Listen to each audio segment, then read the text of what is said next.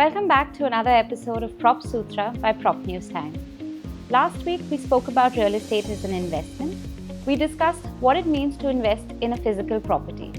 In part 2 of this series, we'll be talking about land and real estate financial assets. If you're starting out, pay attention. So in part 2 of this episode, sir, I'd like to talk to you about other ways to invest in real estate. So we spoke about a property, a physical property. What if I'm interested in land? How do I go about it? See, investing in land can be of two types or three types, if I can say so. One is you can invest in land that is not plotted or gated or anything. I find a small plot of land and I buy it. Okay. Now that is of two types because it could be agricultural land, what we call, Yes. or it could be non-agricultural land. Both have their own rules. If it is agricultural land, typically, unless you have a farmer or you have a farmer's license, you cannot buy it. Yes. Yeah. Okay. If it is a non-agricultural land, then definitely you can buy it and you can put your own so-called bungalow, villa, whatever you want, based Correct. on the local rules and regulations. So that is two aspects of land investment. But however, what has become very popular lately is what we call plotted development. Okay. Plotted development is when a developer comes and takes a large piece of land, maybe it's 10 acres. Yes. He puts a boundary wall around it. He puts a main gate. He puts a main thoroughfare. He makes it into small plots, the 10 acres. Maybe he makes 100 plots out of it. Okay. And then he starts selling each plot. Now, this plot, usually they are non-agricultural, though some places this also agricultural they're doing it. Yes. But usually they're non-agricultural plots of land and it comes with infrastructure. What is the infrastructure? He will say he will give you to that plot boundary the power connection, the water connection, the stormwater drainage, the sewage disposal system. He will also give you the security because it's a part of a large gated. And then you throw in some amenities saying all these plot owners can enjoy like a clubhouse, a pool. He can throw in some amenities. So this has been very popular now because most people say, real estate somehow when somebody says, I want to invest in real estate or property, they're actually saying he wants to invest in land. He wants a small piece of land, though bigger zameen somewhere he wants. Yes. You understand? So there is that emotional thing which they bring in that I want land. So this investment again plays on emotion. Okay. Okay. And as if you go back to our first episode where I said, as soon as you say you're doing an investment, keep emotion out of it. Correct. So if you're emotional and you want to buy a piece of land, agricultural or non-agricultural, because you want to enjoy it and use it, absolutely okay. But if it is as a pure investment, okay, then you have to see a lot of other factors. Because usually plotted development in land is bought in far-flung suburbs, far-flung areas. Yes. You understand? They are not bought in either the closer suburbs or even peripheral suburbs. It can be exurbs or extended suburbs sort of a thing you do it in, which are generally 2 hours away from the city. So these pieces of land, they can be many like that. Okay? So the concept of appreciation will vary upon a lot of factors, whether the infrastructural growth is in that vector, in the direction. Okay? Whether there are similar gated communities, whether the developer who has promised you a lot of amenities has actually delivered, whether it is being maintained, whether anybody has built in those plots, or is it just like a, field with nobody having built. So there are a lot of other factors which will come in. So as an investment, it is not a shoe-in. Okay. In real estate, a shoe-in investment or a great investment is what we call where it is completely built up. Right. You Yes. understand? It's an inbuilt location, we call it. Yes. It's all built up. It's all done and over with. There's a bit of redevelopment. There's here and there some, slum rehabilitation. But these are a show-in because you know exactly it's a very popular It's very in micro demand. locality. Yeah. Okay, sub locality. Whereas when you go into real fast suburbs, it's not a shoe-in. Okay. You don't know for sure whether, let's say from Bombay, are you sure whether the direction towards Daman is going to be more, or the direction towards Badlapur will do well, or is it the direction towards Ratnagiri? Yes. Hard to tell. Hard to tell. So it's a sort of a different way of looking at it, land. So what I'm trying to say in a net, you have to be careful when Okay. you go and buy land, because you need to keep your emotions out of it and only Yes. look at the economics. So Right. it requires a bit more research than what people generally do. Okay. More higher risk and more research. It is. It is. Even if my land is within a plotted development scheme, do I need to develop it if I'm just holding on to the land? See, if it is an investment only, then it will depend whether you want to build on it, whether it will enhance the value. Okay. Correct? Yes. If it doesn't enhance the value, why will I build on it? If Maybe. it is for your own use, Yes. you will figure out what you want to build. Yes. Correct? But if you are saying I bought it for investment, a piece of land, because the developer said over 5 years it will become double, whatever it is. Correct? Right. So why do you want to build on it? Fear of encroachment? If it is a gated community, you won't. If it is a land which is outside any gated community, just building on it won't be happy. You need to have a caretaker. Okay. So it's not going to be sufficient just to have a house over there. They will get into the house. You're giving him a house now instead of the land also. All right. Okay. Fair enough. So any land which you buy outside gated communities and plotted development, the risk is very high unless you have proper boundary walls and caretakers. Somebody has to be having a look at it literally every day, Okay. because encroachments are fast and furious. All right. And that's you would feel in any state, not. Any state, anywhere, Okay. because you're a sitting duck. Would you say the same about flats? No, because in a flat, think about it. A flat is handed over to a sort of a cooperative housing society or residence welfare association or association of homeowners. They are looking after the building. Right. So somebody has to break open the flat and get in. A lot more Okay? work.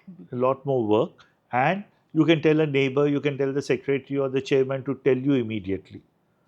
Or there's already a watchman usually on the building. Yes. In a plot of land, there's nobody. Even if you build a boundary, he will get into the plot and he will start doing something. No? He will put a cow shed, he will put an office. Then what do? You come after 1 month, it's already flourishing. Yes.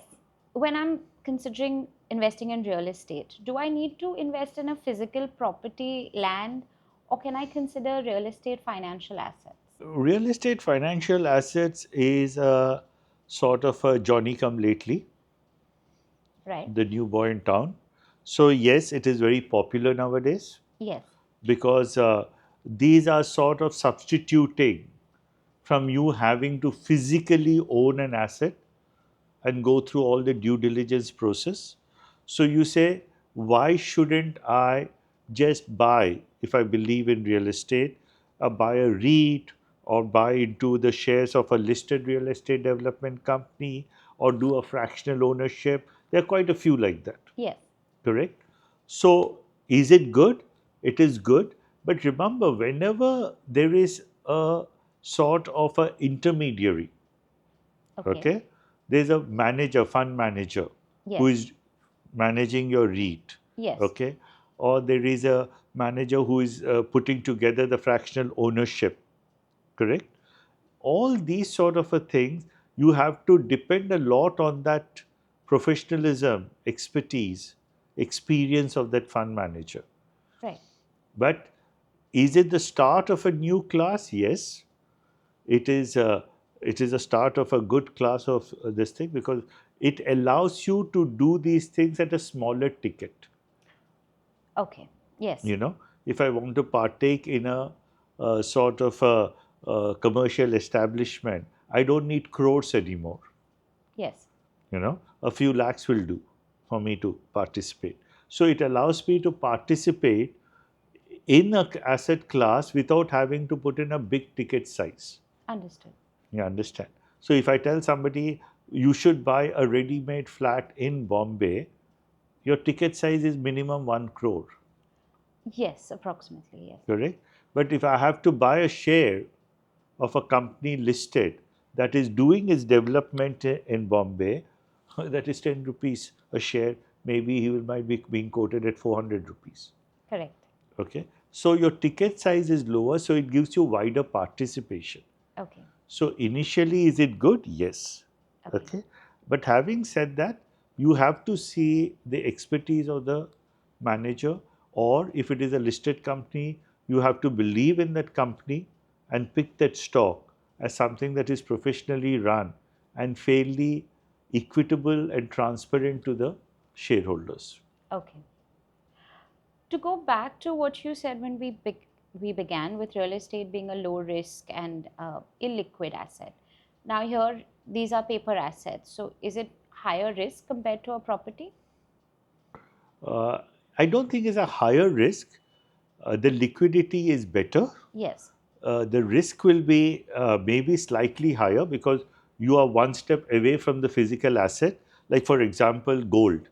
Yes. You can buy physical gold and keep it in your locker, or you can buy a gold ETF, or you can buy some sort of a certificate, which Yes. is one step away.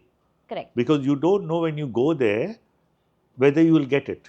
You should get it because sometimes most of them are government backed or government issued, but it's still a one step away. Okay. So naturally, the risk is higher than having to physically hold it. Okay. Even cash. If you Yes. hold cash with you, that's your physical cash. If I put it in a bank, there's always a higher risk because the bank can go bust. you Yes. know and so then you'll depend upon only your deposit insurance. So all these sort of things increases the risk a little, but it also improves your liquidity a little. Okay. But it is going to be the growing asset class in Okay. real estate. Yes. Having said that, because most people will realize that buying something physical in real estate requires a lot more due diligence than they usually do. Yes, we've spoken you about know this. and even though RERA has significantly lowered that risk, it's still risky. And so that's why people might prefer that why don't I go via a fund manager or a professional manager who is in a position to assess that risk much better than I can do. Right. Well, recently we had SEBI issuing warnings for, just guiding people, telling them to perhaps only invest in SMA REITs or REITs registered opportunities. So, like we have RERA, would you recommend to go for only opportunities that are registered with SEBI? Always. See, because you have this concept of fractional ownership it's in the gray area. It Yes. was not registered with SEBI.